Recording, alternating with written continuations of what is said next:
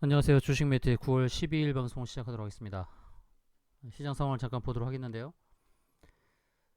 우리 종합주가 지수 코스피를 먼저 보겠습니다. 자, 2458포인트 최근에 고점을 기록하고 깊은 하락 이후에 좀 상승 추세를 이어가는 것처럼 보여지지만 일단 상승 각도에 대한 저번에도 말씀을 드렸던 부분, 이 부분을 기억하시고요. 지난번 상승 때는 60도 가까운 상승 각도, 지금은 한 40도 정도 되는 상승 각도가 약하다. 이게 상승 추세로 이어가기에 굉장히 버거운 상황입니다. 2458포인트라는 정고점을 간다 하더라도 그건 상승 추세를 이어가는 흐름은 아닐 것이라 보고요. 자, 주봉을 보시게 되면 추세는 이탈을 한 겁니다. 지금 상승 추세는 이탈을 한 상태입니다.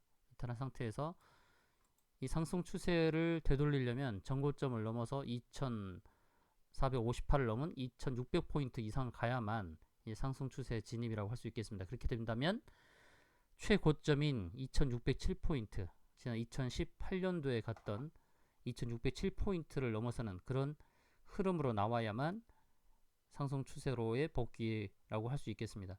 그래서 지금 나오는 상승으로 보여지는 듯한 그런 움직임에 대해서 낙관을 해서는 안 되는 상황이라는 말씀을 좀 드리겠고요. 지금 코스피나 코스닥이나 뭐 지금 상황이 코스피는 아직 뭐 전고점을 돌파를 하지 못했고 코스닥의 경우는 고점을 경신을 하긴 했습니다. 888포인트를 지난 금요일 날 도달을 하면서 전고점을 넘어섰습니다만 그러나 RSI 보조 지표를 보시게 되면 좀 다이버전스 상황이 나오고 있습니다. 전고점을 넘어서서 상승하는 것처럼 보이지만 보조 지표는 아직 상승을 하지 못했다. 그래서 다이버전스 상황이 나왔고, 다이버전스 뭡니까? 반전을 뜻할 수 있다는 거죠.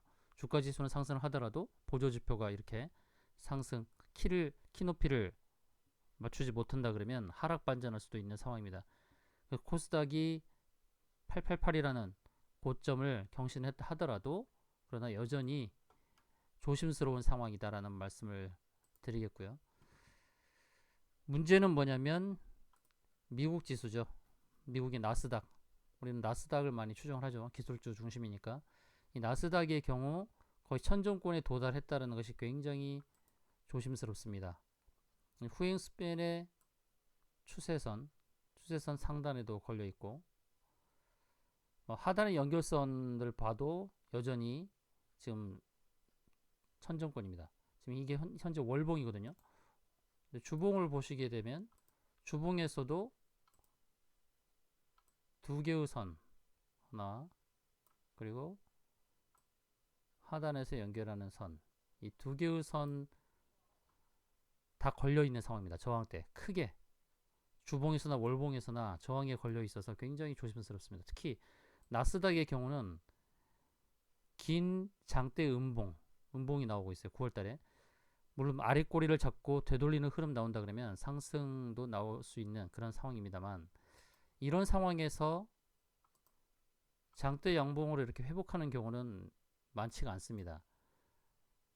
현재 나오는 음봉이 지난달에 양봉 아래로 좀 형성하고 있거든요. 지난달 8월달에 저가가 1076인데요. 이번 달 9월달이 중요한데 1076이 아래에서 마감을 한다 그러면 긴 음봉이 되겠죠. 긴 음봉의 흐름에서 다시 양봉으로 세운다는 것은 굉장히 어렵다는 것입니다. 그래서 지금 상황에서는 조심스럽다는 것이고 9월 장세도 낙관적으로 볼 수 없습니다. 또 10월도 또 하락을 할 수 있는 그런 아주 위험스러운 차트의 모양입니다. 나스닥이요. 그렇다 보니까 일단 기술주 중심으로 나스닥을 추종하는 우리나라 증시가 커플링 될 수 있는 상황이니까 굉장히 조심스러워요.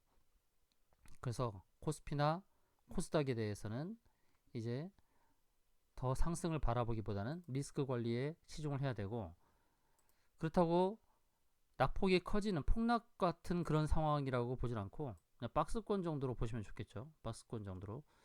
나스닥의 경우, 코스닥의 경우는 이제 61선까지 하락이 나올 수 있는 부분 810포인트 근처가 되겠죠.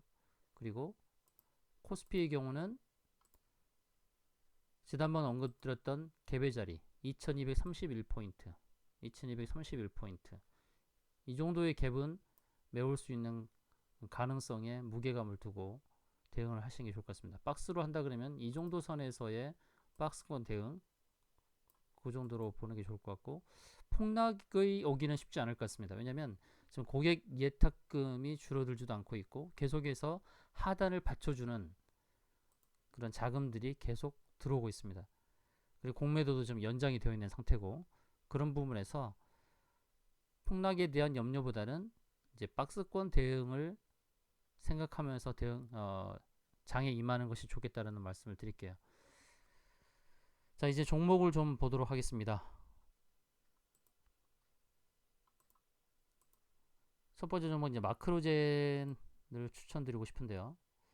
자, 마크로젠을 보게 되면 바이오 종목 중에서 유난하게 가지 못하는, 상승하지 못한 흐름이었습니다.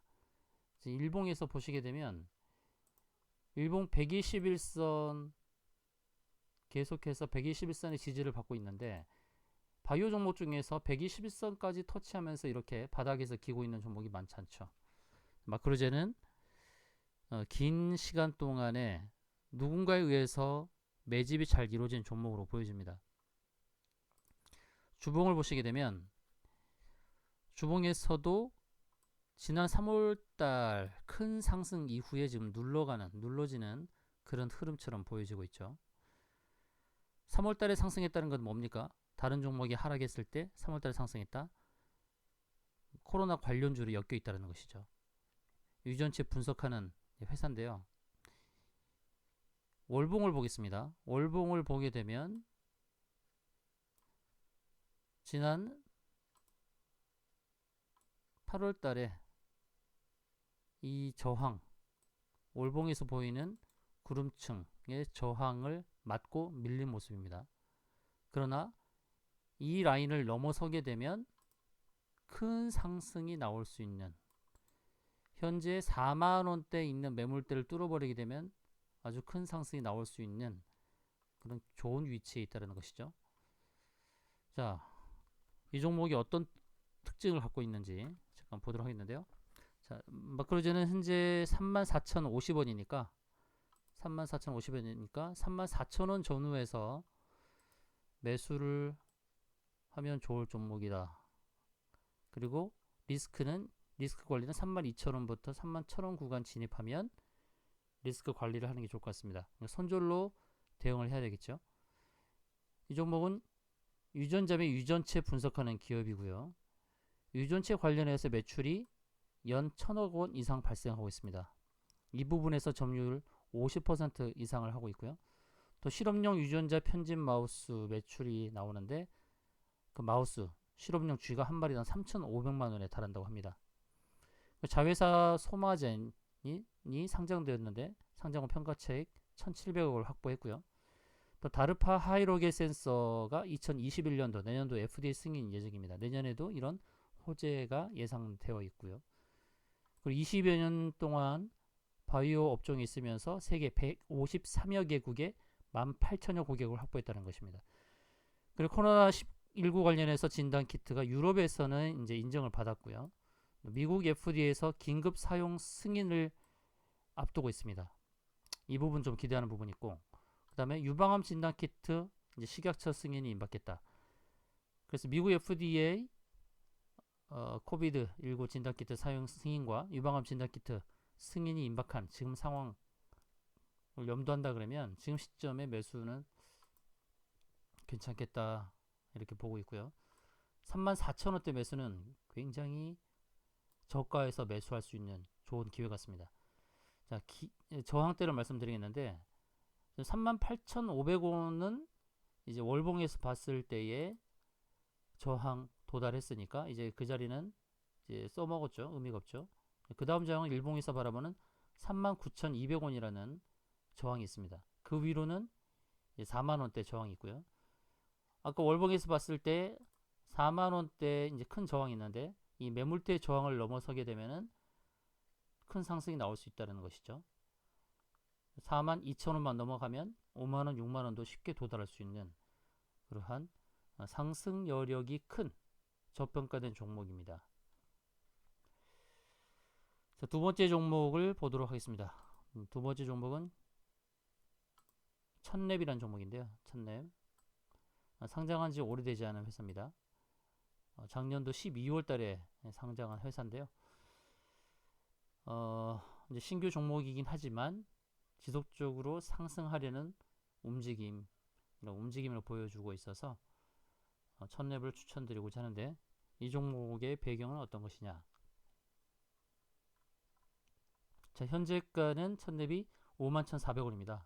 51,400원인데 51,000원 전후에서 매수하시면 좋을 것 같고요. 손절은 이제 45,000원에서 4만원 구간 이렇게 접어들 때, 그때는 이제 손절로 대응하면 좋겠는데, 자, 51,000원 전후에서는 매수로 진입하셔도 괜찮을 것 같습니다. 이 종목은 이제 마이크로바이옴 기반 헬스케어 서비스를 하고 있고요. 마이크로바이옴 회사들이 참 많긴 한데, 이 회사는 마이크로바이옴 이전에 세균 감염 관련해서 진단 솔루션을 상용화하고 있는 그런 회사입니다. 그리고 맞춤형 프리바이오틱스 이제 식약처 허가 받은 부분, 이 부분이 긍정적인데요. 개인별 맞춤형 프리바이오틱스를 제공한다는 것이죠. 그 첫랩의 천종식 대표는 30여 년 동안 세균을 빅데이터로 분석한 최고 전문가로 알려져 있습니다. 바로 세균 부분에서는 최고의 전문가라는 것이죠. 현재 시가총액이 1990억, 그러니까 2천억 가까이 되는 상황인데요. 어떻게 보면 이 분야에서 유일한 기술을 갖고 있다. 그래서 시가총액 2천억은 좀 저평가된 상황이 아닌가. 이 회사가 갖고 있는 그런 빅데이터, 세균 관련해서 빅데이터 확보한 그 부분이 지속해서 상용화된다 그러면 바이오 업종에서 또 각광을 받을 수 있는 그런 회사로 보여집니다. 첫랩은 51,400원인데요. 이 종목은 장기적으로 봤을 때 10만원 이상 볼 수 있는 종목이다, 이렇게 보고 있습니다.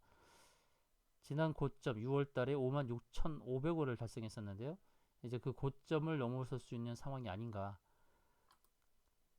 대응은 어떻게 되냐면 56,500원을 도달하면 한 번쯤 매도해도 괜찮겠지만, 지난 6월 달에 갔던 56,500원, 그리고 또 6월 초에 갔던 55,000원, 이 추세를 그어서 추세 상단에서 매도하는 전략도 괜찮아 보입니다. 이런 추세의 흐름이라고 한다 그러면 대략 한 65,000원 정도, 65,000원 부근에서 추세 상단 저항에 부딪힐 수 있으므로 65,000원 정도에서 한번 끊어가는 것도 괜찮은 전략으로 보여지고요.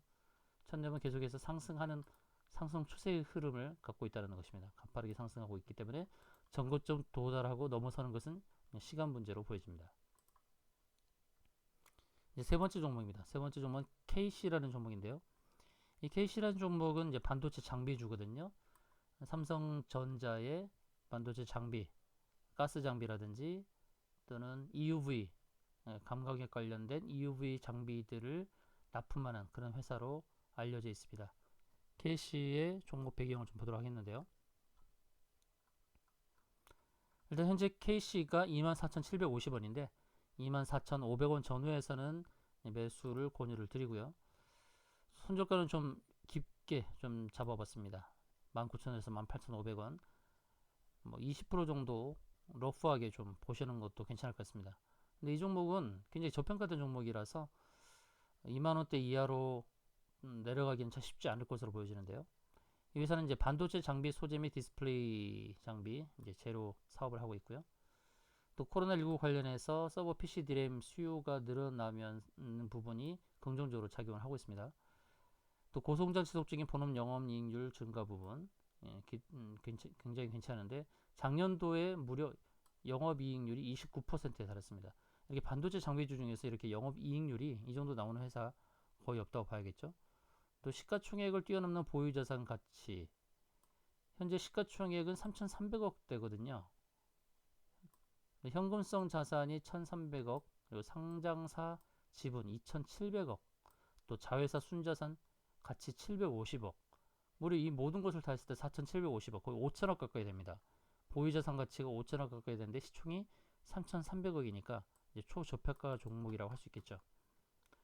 그래서 KC의 이제 차트를 보겠는데요. 이제 일봉상에 보게 되면 최근에 상승이 크게 나왔죠.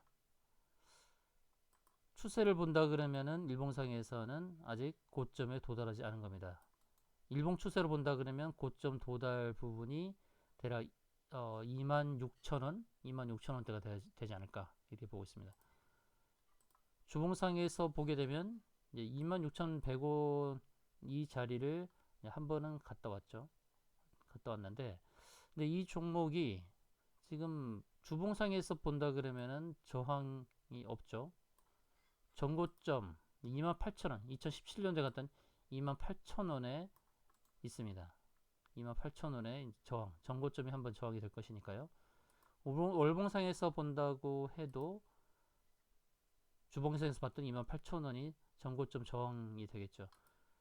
자, 일봉 추세로서는 지난번에 26,000원 가기는 갔습니다만 이 추세로 본다 그러면은 26,000원이 아니라 28,000원 정도 되겠는데요. 28,000원 정도. 그러니까 일봉 추세에서 가리키는 추세 상단도 28,000원. 주봉에서 봤을 때는 전고점 28,000원.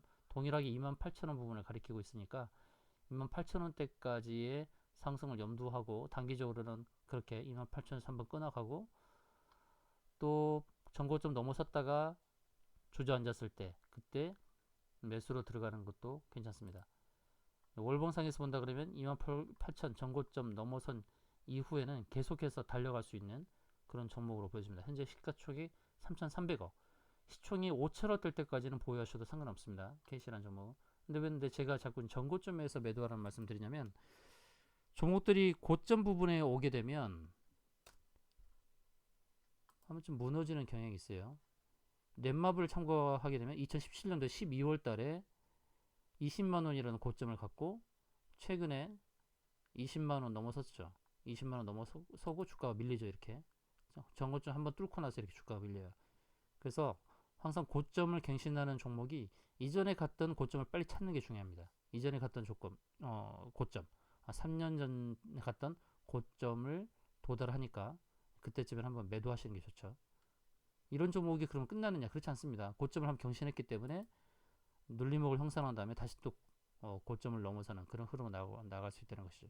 그래서 KC를 매수한다고 했을 때는 28,000원이 저항이 될 수 있다는 말씀을 드리겠습니다. 자, 이로써 오늘 방송을 마치도록 하겠습니다. 감사합니다.